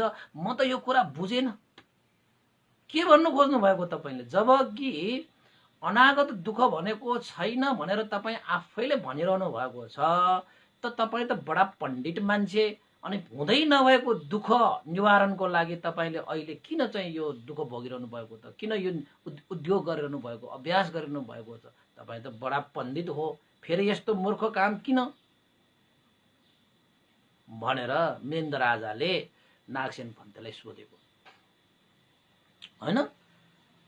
अब नागसेन भन्तेले त तपाईको चाहिँ पछि उत्पन्न हुन सक्ने हुने जति पनि दुःखहरू छन् तिनीहरूको लागि नाश गर्ने भनेर हैन, उनीहरू विनाशको लागि पुनः पुनः उत्पन्न नगर्नको निमित्त त्यत्रो श्रमणहरूले उद्योग गरिरहेको त अब त्यो सित्तैमा उद्योग गरिरहेको त होइन नि, त्यो मूर्ख भएर उद्योग गरिरहेको त होइन नि। त नागसेन भन्तेले मिलिन्द्र राजालाई ठिकै छ महाराज, तपाईलाई त्यस्तै लाग्छ भने म केही उदाहरणहरू तपाईले दिएर प्रस्ताइदिउँला। हुन्छ भन्थे, मलाई त उदाहरण चाहियो, तपाईले के भन्नुहुन्छ हुन्छ। अतीत दुःख पनि छैन भन्नुहुन्छ, वर्तमान दुःख पनि छैन भन्नुहुन्छ, अनागत दुःख पनि छैन भन्नुहुन्छ, फेरि श्रमण जीवन धारण गरेको चाहिँ दुःख निवारणको लागि भन्नुहुन्छ, पुनः पुनः दुःखहरू उत्पन्न नगर्नको लागि भन्नुहुन्छ, अतीत दुःख छ त भन्दाखेरि छैन भन्नुहुन्छ। म त यो बुझेन, मलाई उपमा दिनुस् भनेर भने। त्यसपछि नागसेन भन्तेले मिलिन्द्र राजालाई उपमा दिए। महाराज तपाईं त राजा हो, एउटा राज्य सञ्चालन गर्ने एउटा राजा।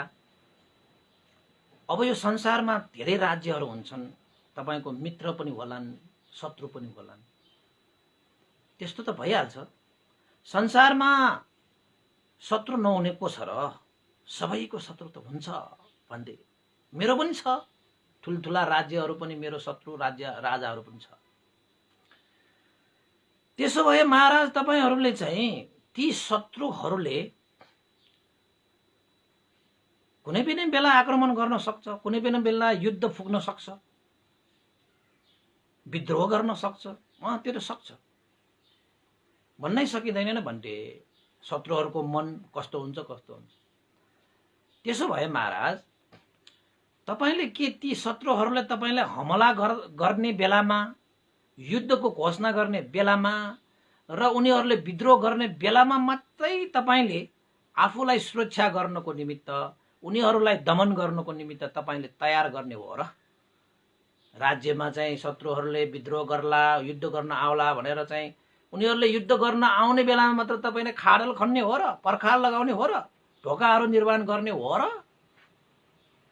जसको कारणले चाहिँ शत्रुहरूलाई चाहिँ दमन गर्न सकोस् र आफूहरू चाहिँ सुरक्षित हुन सकोस्। त्यस्तो कार्य विरोधी शत्रुहरूले हमला गर्ने बेलामा मात्र तपाईँ खाल्डो खनिरहने कि पर्खाल लगाइरहने कि के गर्नुहुन्छ भनेर सोद्धाखेरि नागसेन मिलेन्द्र राजालाई के भन्छ भन्थे नागसेन, त्यसो त होइन। ती विद्रोही राजाहरूले अनागतमा त्यस्ता चाहिँ भए विद्रोह, त्यहाँ चाहिँ युद्ध त्यस्तो गर्ला भनेर हामी त पहिल्यै नै खाडलहरू खनिरहेका हुन्छौँ, पर्खालहरू लगाइरहेका हुन्छौँ, ढोकाहरू बलिया बलिया ढोकाहरू राखिरहेका हुन्छौँ, पहिले गर्छौँ। त्यो गर्दै गर्दाखेरि तपाईलाई, त्यो गर्दै गर्दाखेरि तपाईको शत्रुहरूको भय थियो र त्यति बेला भनेर भन्छ। त्यति बेला त थिएन, अनागतमा आउँछ भनेर त्यो गरेको।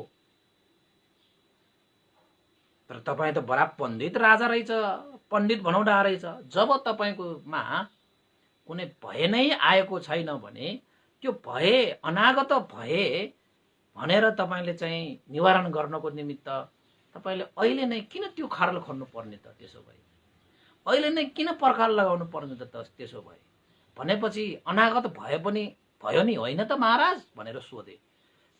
त राजालाई त अचम्म भयो, के भन्छ यो नागसेन भन्थे भनेर। फेरि नागसेन भन्थेले उसको अनुहार हेरेपछि थाहा पाइहाले उसले त बुझेको छैन भनेर। त राजाले नागसेन भन्थेले के भने, महाराज विरोधी शत्रुहरूले युद्धको घोषणा गरिसकेपछि मात्र तपाईले सैनिकहरू तयार गर्नुहुन्छ कि हात हतियार चाहिँ त्यहाँ चलाउन त्यहाँ चाहिँ अभ्यास गराउनुहुन्छ कि रथ हात्ती घोडा सबै युद्ध भएको समयमा मात्रै तपाईँ तयार गर्नुहुन्छ कि पहिले तयार गर्नुहुन्छ भन्दाखेरि राजाले के भने, त्यस्ता सेनाहरू रथहरू हात्तीहरू घोडाहरू त मैले राज्यमा अहिले नै तयार पारेर राखेको छु।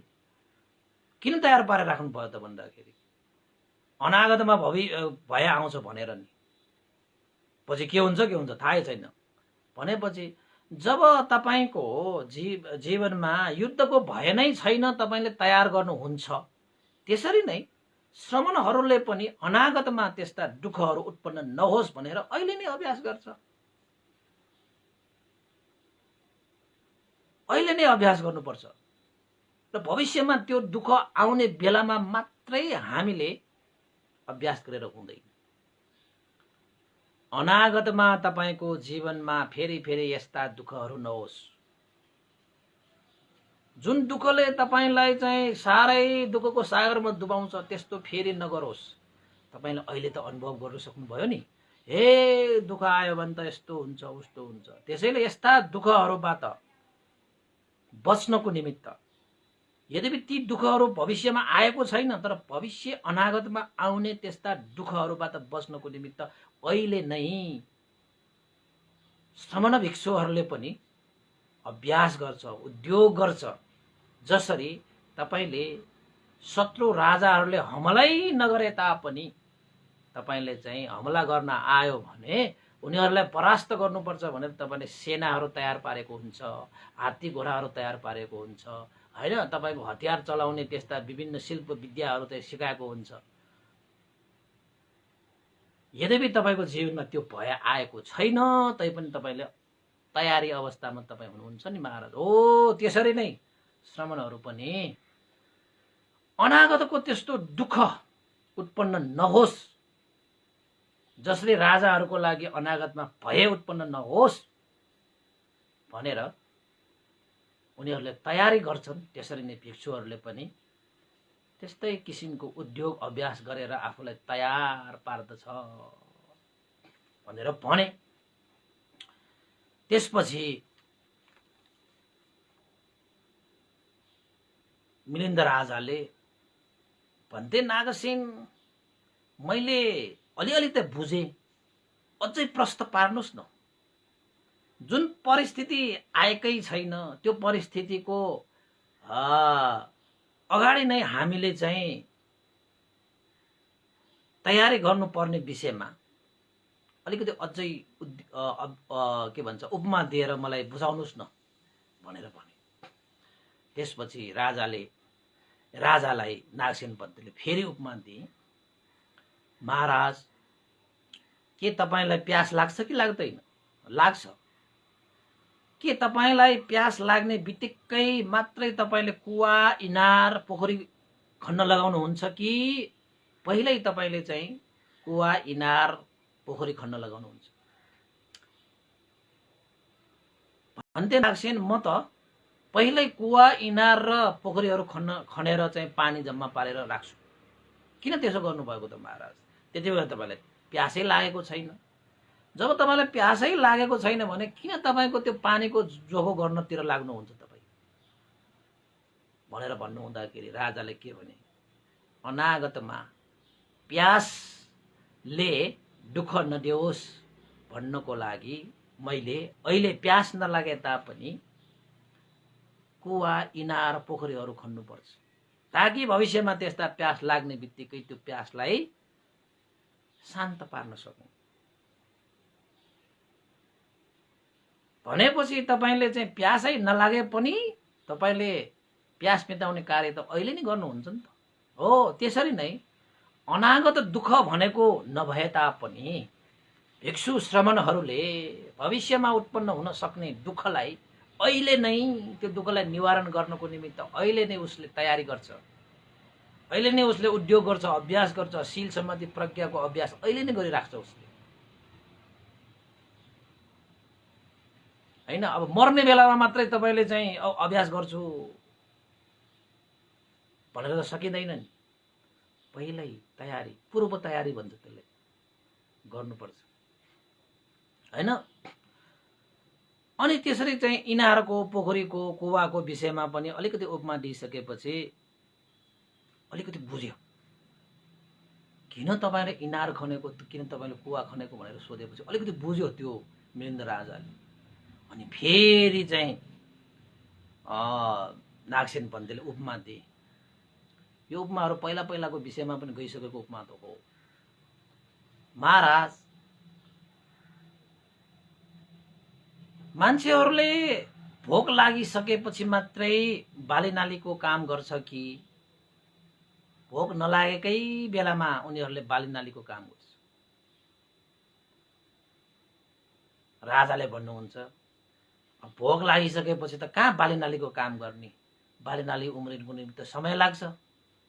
त्यसैले चाहिँ भोक लागेपछि बालीनालीको काम गर्न जाने होइन, अन्न बाली उब्जाउने होइन। त्यसको लागि त पहिल्यै अन्न बाली उब्जाउनको निमित्त कार्य सम्पादन गर्नुपर्छ, अनि मात्रै भोक लागिसकेपछि मान्छेले खान पाउँछ नि त भनेर मिलिन्द राजाले पनि त्यसो यो चाहिँ भोक लागेको मान्छेले पहिल्यै अन्न बालीको जोगो गरे जस्तै नागसेन पन्तले पनि मिलिन्द राजालाई भने, बस महाराज जसरी एउटा भोक लाग्ने मान्छेले, भोकाउने मान्छेले भोक लाग्यो भनेर मात्रै उसले बाली नालीको जोगो गर्दैन। उसले पहिल्यै हो अहिले आफूलाई चाहिँ भोक लागेर उसले जुन दुःख भोग गरिसकेको छ यस्ता दुःखहरू पछि पछि नहोस् भन्नुको खातिर उसले त्यो भोकको दुःखलाई निवारण गर्नको निमित्त अहिले नै उसले उद्योग गरेको हुन्छ, अहिले नै उसले प्रयास गरेको हुन्छ, अहिले नै उसले तयारी गरिरहेको हुन्छ। हुन त भविष्यमा लाग्ने भोक उसलाई अहिले लागेको छैन, तर पनि त्यो भोक निरोध गर्नको निमित्त, भोक शान्त गर्नको निमित्त उसले अहिले प्रयास गर्छ। तर त्यो प्रयास के कुन चाहिँ भोक निवारण गर्नको निमित्त भविष्यमा लाग्ने भोक, जुन भोक अहिले लागेकै छैन, जुन भोक अहिले त्यो भोक छँदै छैन, त्यो छँदै नभएको त्यो भोकलाई शान्त पार्नको निमित्त मान्छेहरूले अहिले तयारी गर्छ, अहिले उद्योग गर्छ, अहिले अभ्यास गर्छ। त्यसरी नै महाराज एउटा भिक्षुले उसले थाहा पाइसकेको हुन्छ कि यो शरीर धारण गर्नु, वृद्ध हुनु, रोगी हुनु, मर्नु हुनु, यो सम्पूर्ण कुराहरू चाहिँ दुःख हो। जुन दुःख पाएर कति पीडा हुन्छ, कति शोक हुन्छ हैन, त्यस्तै शोक त्यस्तै पीडा अनागतमा नहोस्। अब पहिला हामीले जानी नजानी हामीले कर्म गरेर आएको कारणले अहिले शरीर धारण गरिसके, जन्म त लिइसके। अब जन्म लिइसकेपछि अब तपाईको वृद्ध त भइहाल्छ, तपाईको रोग त लागिहाल्छ, मरण त हुनु नै पर्छ। पहिला पहिलाका कर्मको कारणले यो दुःख त हामीले बोकेर आइ नै सके। त यसरी नै हामीले यो दुःखलाई निवारण नगर्ने हो भने त भविष्यमा पनि यस्तै दुःखहरू चाहिँ सँगसँगै लिएर सँगै लिएर चाहिँ अनन्त यात्रा हामीले गर्नुपर्छ। त्यसैले भविष्यमा यस्ता दुःखहरू पुनः पुनः डोहोरिएर नआओस् भन्नको खातिर कसरी यो दुःखलाई चाहिँ निवारण गर्ने, त्यो दुःख निवारण गर्नको निमित्त चाहिने आधारभूत आवश्यकताहरूको तयारी त गर्नु पर्यो नि, परेन? जुन दुःख तपाईलाई छैन अहिले, तर त्यही दुःखलाई तपाईले निवारण गर्नको निमित्त अभ्यास गर्नुपर्छ। उपासक उपासिकाहरू त नागसेन भन्तेले भनेको त्यो त्यो मिलेन्द्र राजाले भनेको नागसेन भन्ते अनागत दुःख पनि छ भन्दाखेरि छैन भन्नुहुन्छ नि त नागसेन भन्तेले। किन भविष्यको दुःख त अहिले त छैन नि, त्यो त भविष्यमै हुन्छ, त्यो त अहिले त छैन। त नभएको दुःखलाई हटाउनको निमित्त अहिले तयारी गर्छ हामी, त्यो गर्नुपर्छ। त्यो अब फेरि फेरि जन्म नलिने, अब फेरि फेरि वृद्ध रोगी मरण ग्रहण गर्न नपर्ने गरी अहिले हामीले प्रयास गर्नुपर्छ। जसरी तिर्खा लागेको, प्यास लागेको मान्छेले लाग्ने बित्तिकै कुवा खनेर पानी निकालेर खाँदैन, उसले पहिले कुवाहरू तयार पारेको हुन्छ। भोक लागेको मान्छेले भोक लाग्यो भनेर खेतमा गएर बाली नाली अन्न बाली उब्जाएर खाँदैन, उसले त्यो बाली नाली गरेर पहिले उसले तयार पारेको हुन्छ। जस्तै एउटा राजाले तपाईको चाहिँ युद्ध हुने बित्तिकै मात्र उसले सैनिकहरूलाई ट्रेनिङ दिने, हात्ती घोडाहरू जगेर्ना गर्ने, रथहरू तयार पार्ने गर्दैन। उसले त पहिले तयार भएर बसिरहेको हुन्छ। सेनाहरू भनेको कुन बेला युद्ध हुन्छ हुन्छ थाहै हुँदैन। त्यसैले यी उपमाहरू जस्तै भिक्षुहरू पनि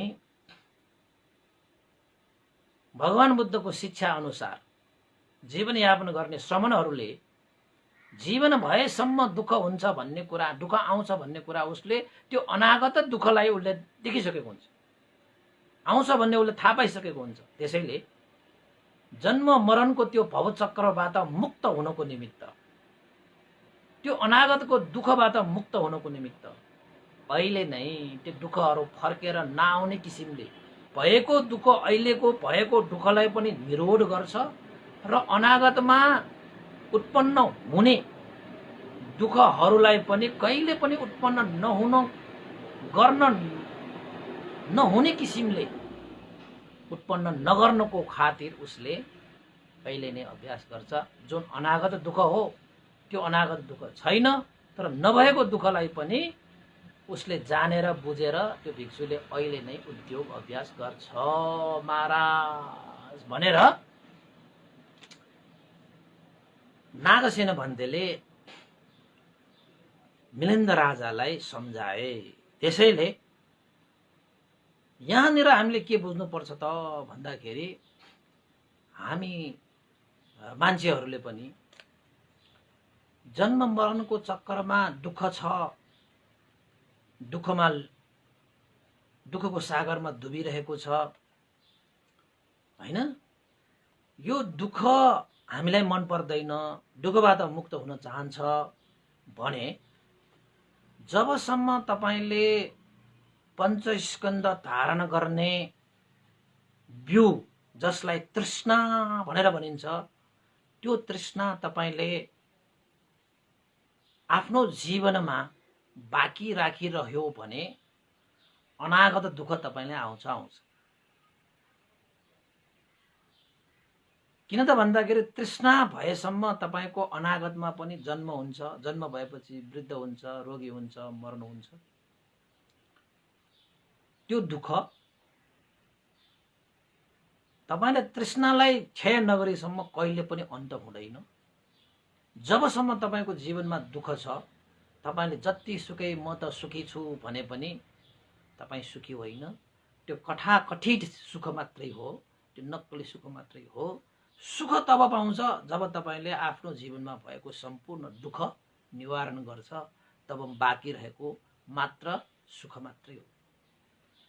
र त्यो सुख भनेको कहाँ छ त भन्दाखेरि निर्वाण पुगिसकेपछि, निर्वाणलाई साक्षात्कार गरिसकेपछि तपाईले त्यस्तो सुख पाउनुहुन्छ जुन सुख पाउँदाखेरि त्यो सुखमा दुःख छैन, दुःख मिसिएको छैन।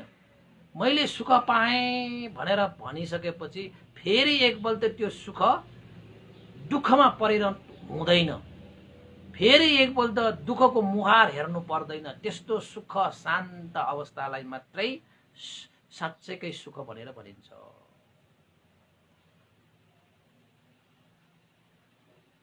बुझ्नुभयो?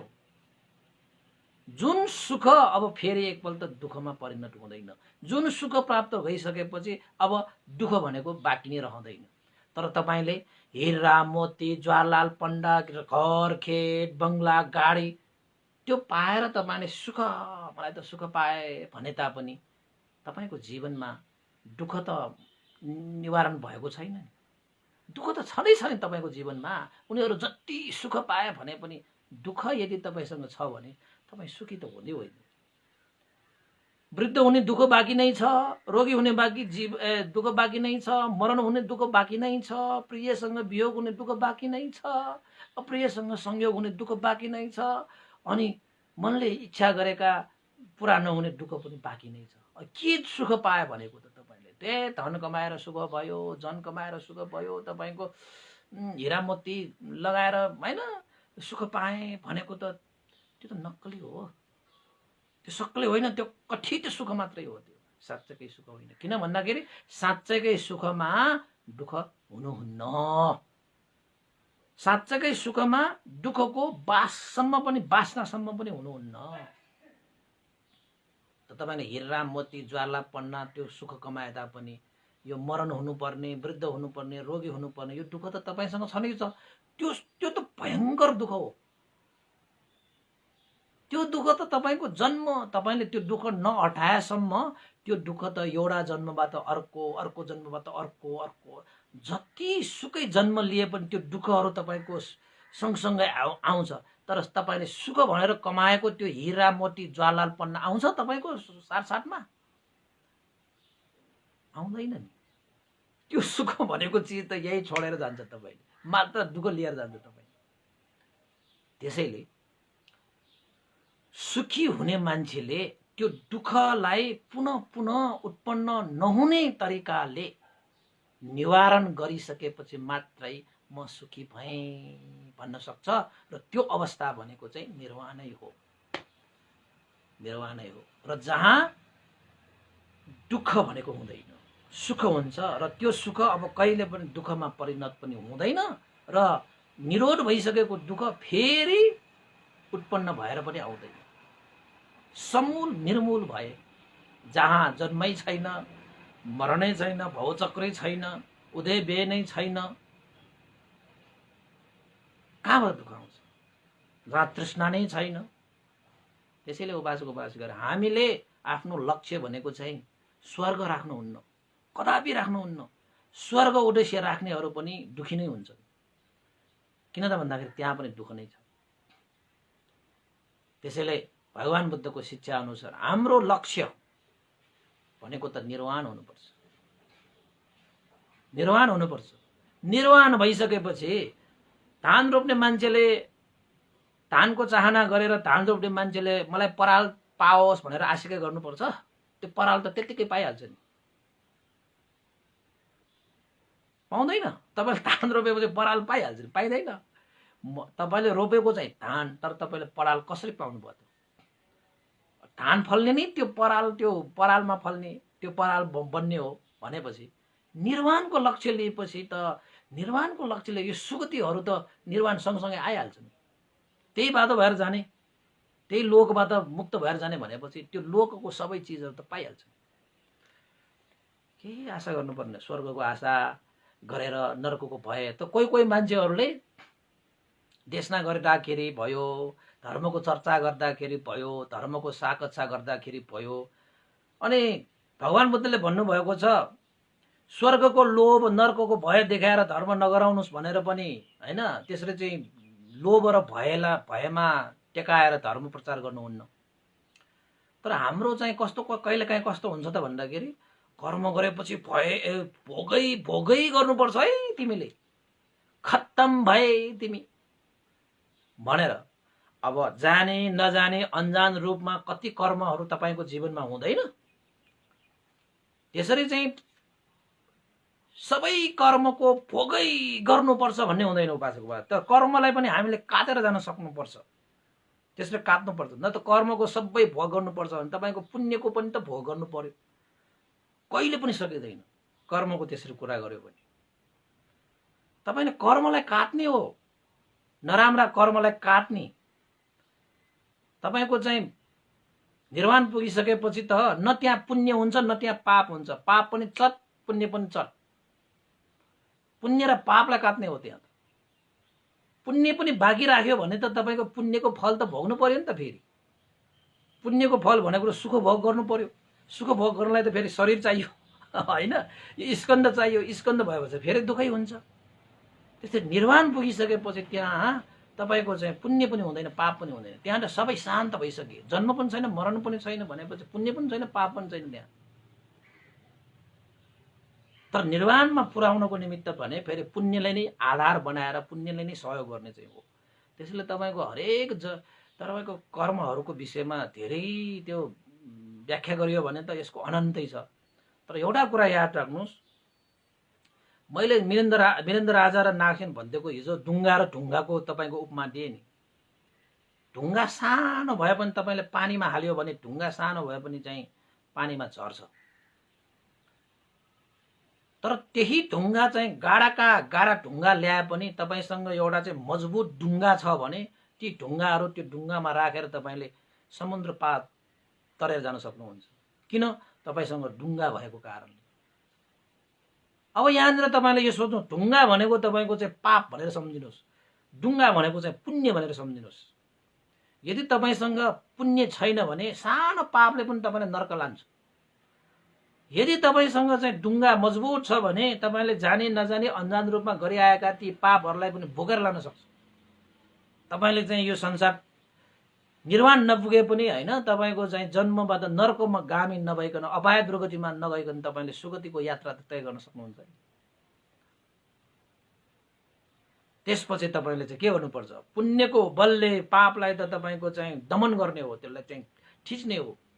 जसरी हावा आउँदाखेरि त्यो धुलो मैलाहरू उडाएर लगेको जस्तो पुण्यको हुरी आउनुपर्छ क्या तपाईँको जिन्दगीमा। त्यो पापहरू त कता जान्छ। ध्यान बस्दाखेरि त्यस्ता कुराहरूको धेरै तपाईँले काट्ने त हो नि, तपाईँले कर्मलाई काट्ने त हो नि। ध्यान बस्दै जाँदै गर्दाखेरि हामीमा भएका चाहिँ यो संस्कार उपेक्ष ज्ञान भन्ने हुन्छ। तपाईँ संस्कारहरूलाई नै उपेक्षित गरेर जाने, त्यो संस्कारहरूबाट हामीलाई प्रभावित नगर्ने किसिमले हामी अगाडि बढ्ने, त्यस्तो ज्ञान। जुन ज्ञानले तपाईँले चाहिँ पहिला गरी आएका कुराहरूलाई पनि ध्यानको माध्यमबाट सबै त्यहाँ चाहिँ तपाईँले चाहिँ बिस्तारै बिस्तारै अब दान गरेर लोभ घटिहाल्छ नि,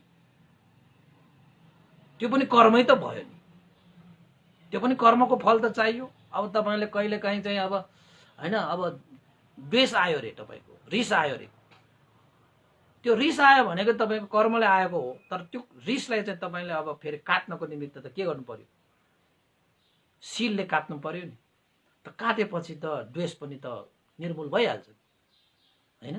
त्यसैले चाहिँ तपाईँले आफ्नो जीवनमा पुण्यलाई तपाईँले महत्त्व दिनुहोस्, पुण्य आर्जित गर्नुहोस्, जति सक्छ त्यति पुण्य आर्जित गर्नुहोस्। मैले यस्तो पाप गरेँ उस्तो पाप गरेँ भनेर तपाईँले नसोच्नुहोस्, बोकेर जाउँला, परे आयो भने कहाँतिर फ्याँक्नुपर्छ त्यो पनि फ्याँकौँला, तर पुण्य चाहिँ गर्नुहोस्, डुङ्गा चाहिँ तयार पार्नुहोस्। किन त भन्दाखेरि तपाईँ दुःखको सागरमा तैरिरहनु भएको छ, त्यसले डुङ्गा चाहिँ तयार पार्नुहोस्, मजबुत डुङ्गा पार्नु। तर तपाईँको डुङ्गा सानो छ तर ढुङ्गा धेरै ठुलो छ भने डुङ्गा पनि डुब्छ, तपाईँको डुङ्गा पनि डुब्छ। त्यसैले पाप धेरै भयो भने चाहिँ तपाईँको पुण्यलाई पनि डुबाइदिन्छ कि त्यसले होइन। त्यसैले तपाईँको डुङ्गा पनि तपाईँले ठुल्ठुलो ढुङ्गाहरू चाहिँ मजबुत ढुङ्गाहरू चाहिँ गर्नुभयो भने ढुङ्गाहरूलाई राखेर तैर्न सक्छ होइन। त्यसैले चाहिँ भगवान् बुद्धको शासनमा अङ्गुलीमाल जस्तो व्यक्ति तरेन, त्यत्रो मान्छे मारेको त्यो हिसाबबाट त उसले भोग्नु पर्ने हो। तर त्यही जन्ममा धेरै मान्छेले टाउकोमा हाने उसलाई, टाउकै फुट्ने रगतै आउने गरी मान्छेहरूले त यो त अङ्गुलीमाल मेरो मामालाई मारेको, मेरो बाउलाई मारेको, मेरो छोरालाई मारेको भनेर चाहिँ सबैले ढुङ्गाले हाने भिजातन जाँदाखेरि, तर उसले सहे नि, कर्म गरेरै सहे। कर्मले नै कर्मलाई काट्ने त हो नि, कसले काट्छ। त्यसले नराम्रो कर्मलाई पनि राम्रो कर्मले चाहिँ दमन गर्ने कि, त्यसरी चाहिँ तपाईँले चाहिँ गर्न सक्यो भने यो ढुङ्गा र ढुङ्गाको उपमा साह्रै बुझ्नुपर्छ। नत्र भने त अब पहिला पहिला जाने नजाने अनजान रूपमा चाहिँ विभिन्न पाप कर्म गरेर आएका मान्छेहरूले के अब चाहिँ यो जिन्दगीमा त यस्तो पाप गरेर आइसके, के धर्म गरेर अब म चाहिँ अब तर्ने होइन सर्ने होइन, जेसुकै गरोस् भनेर भनिहाल्छ नि। ती जतिसुकै पाप गरेका भए तापनि उसले चाहिँ मनमा धारण गरेर हो मैले गरेको हो भनेर चाहिँ होइन, आफूले चाहिँ त्यो कुरालाई चाहिँ महसुस गरेर होइन अब मैले चाहिँ बाँकी जीवनले चाहिँ सही सदुपयोग गरेर चाहिँ यो जीवनमा चाहिँ एउटा ढुङ्गा तयार पार्नुपर्छ। त्यस्ता जाने नजाने गएर आएका त्यस्ता पाप कर्महरूलाई पनि मैले चाहिँ अब बोक्न सक्ने गरी त्यो चाहिँ पुण्यरूपी ढुङ्गाले तयार गरेर यो दुःखको सागरलाई म जसरी भए पनि तरेर होइन कसरी हुन्छ यो पापहरूलाई चाहिँ निवारण गर्ने भन्ने विषयतिर चाहिँ हामी लाग्नुपर्छ होइन। अब तपाईँको चाहिँ अब पाप निवारण गर्ने भनेकै कर्म गरेरै निवारण हुन्छ। जस्तै लोभ भनेको पनि यो अकुशल कर्महरू हुन्, त्यसलाई निवारण गर्नको निम्ति कुशल कर्म गर्ने, कुशल कर्म भनेको दान गर्ने। तपाईँलाई मैले एउटा उपमा दिन्छु ल, तपाईँले चाहिँ होइन ल अब जाने नजाने म तपाईँलाई चाहिँ पापबाट कसरी उ गर्ने भनेर, तपाईँले जाने नजाने रूपमा शरीरबाट धेरै पाप गर्नु पुग्यो रे, अब के गर्ने त भन्दाखेरि पाप त गरिसक्यो, अब भोग त गर्नै पर्छ। त्यत्तिकै बसिरह्यो भने त त्यसले त भोग गराइहाल्छ। तर तपाईँले चाहिँ शरीरबाट तपाईँले पाप गर्नुभएको छ भने अब शरीरबाट धेरै पुण्य गर्नुहोस्, शरीरबाट धेरै पुण्य गर्नुहोस्। त्यसपछि तपाईँको त्यो कायिक त्यो अकुशल कर्मलाई कायिक कुशल कर्म दमन गर्न सकिन्छ कि। तपाईँले वचनबाट धेरै अकुशल गर्नुभएको छ, चुगली गर्नुभएको छ, अरूलाई चाहिँ झुटो कुरा बोल्नुभएको छ, अब रियलाइज गर्नुहोस् मैले त यस्तो गरेछु त, नजाने जाने मैले गरेछु अब मैले भनेर यो वचनबाट खुबै पुण्य गर्नुहोस्। अब तपाईँले अब धनहरू चोरेर्नु भयो, यो त भयो होइन, जाने जाने होइन, तपाईँले चाहिँ जाने जाने कुशल त्यो अकुशल चेतना राखेर गर्नुभयो भने धेरै ठुलो विपाक भोग्नुपर्ने हुन्छ। कहिलेकाहीँ हुन सक्छ नि, जाने नजाने अन्जानमा भयो अरे के गर्ने। अब त तपाईँको चाहिँ सम्पत्तिको कारणले तपाईँले धेरै पाप गर्नुभएको छ भने तपाईँले सम्पत्तिले धेरै पुण्य गर्नु सक्छ। त्यो पुण्यले तपाईँलाई राहत दिन्छ कि विभाग आउँछ, विभाग आए तापनि तपाईसँग चाहिँ अब पुण्यको त्यो बल शक्ति भएको कारणले चाहिँ तपाईको अकुशल कर्मको विपाक आए पनि तपाईले त्यो विपाकसँग मुकाबला गर्न सक्छ कि। किन त भन्दाखेरि तपाईले कुशल कर्म पनि त जम्मा पारिसक्नु भयो नि, त्यसैले त्यो पाप कर्मसँग मुकाबला गर्न सक्ने त्यस्तो पुण्य कर्म पनि सञ्चित गर्नुपर्छ। यद्यपि कुशल त्यो कर्मको फल त आउँछ, तर आए तापनि त्यसलाई सामना गर्न सक्ने राम्रो कुशल कर्म तपाईसँग भयो भने तपाईले अकुशललाई पनि दमन समन गर्न सक्ने क्षमता हुन्छ, जसको कारणले तपाईको जीवन चाहिँ सहज हुन्छ है। त्यसैले चाहिँ श्रमण भिक्षुहरूले बुद्ध शासनमा प्रवचित भएका भिक्षुहरूले पनि जति पनि आफ्नो चाहिँ यो हृदयमा भएका लोभ, द्वेष, मोह, मान, अभिमान, घमण्ड, ईर्ष्याहरू सबै बाँकी छन् त। यो चिउर लाउने बित्तिकै सरर सकिने त होइन नि। त्यो सकाउनको निमित्त भिक्षुहरूले यही जीवनमा के गर्छ त? कर्मै गर्छ उसले। ती लोभहरूलाई त हटाउनु पर्यो, द्वेषहरूलाई त हटाउनु पर्यो। त्यसको लागि पनि अर्को चाहिँ कुशल कर्म गरिदिने हो कि। नराम्रा कर्म गरेर आएकोले लोभ, द्वेष, मोह हामीले चाहिँ धारण गरेर बसे हैन। अब त्यसलाई हटाउनको निमित्त तपाईले के गर्नु पर्यो? त्यतिकै बसिरह्यो भने त हट्दैन, त्यो बढ्छ मात्रै। र यो जन्ममा तपाईले चाहिँ कुशल कर्मले त्यो लोभ, द्वेष, मोहलाई दमन गरेर पठाइदिने, समन गरेर पठाइदिने त्यो काम पनि तपाई आफ्नै कर्मले नै गर्ने हो। त्यसैले कर्मलाई काट्न सिक्नुपर्छ, त तपाईको जीवन सहज हुन्छ, सुलभ हुन्छ है। उपासक उपासिकाहरू, ल आजलाई चाहिँ यति नै गरे उपासक उपासिकाहरू। र आज पुण्यानुमान गर्नु पनि आवश्यक भइसकेको छ, 10:30 भइसकेको छ। 1.5 घण्टा जति देशना गरौँ भनेर चाहिँ गर्दै आएको है। 10:30 पनि भइसकेको छ। जतिले सुनिरहनु भएको छ सबैलाई साधुवाद छ है। बेलुका साँझ 6 बजे पनि हामी बुद्ध पूजा परित्राण हैन र ध्यानका कुराहरू गर्छौँ। अवश्य पनि सहभागी हुनुहोला। र आज बिहानको धर्मदेशना मैले चाहिँ यहाँ आज निर्वाण यानि कि दुःख निरोध नै निर्वाण हो भनेर चाहिँ जुन नागसेन भनिदिएर मिलिन्द राजा हैन, त्यो निर्वाण प्राप्त गर्नको निमित्त अहिले नै भिक्षुहरूले चाहिँ अध्ययन गर्छ, अभ्यास गर्छ। अनागत दुःखहरू नआओस्। निर्वाणमा भनेको दुःख आउँदैन, त्यो दुःख नआउने भनेकै निर्वाण हो। त्यसैले त्यो दुःख निरोध गर्नको निमित्त अहिले नै प्रयास गरे जस्तै तपाई हामीले पनि भविष्यमा त्यस्ता चाहिँ विभिन्न चाहिँ दुःख, शोक, पीडा हैन यस्ता नआओस् भनेर हामीले अहिले नै के गर्नुपर्छ?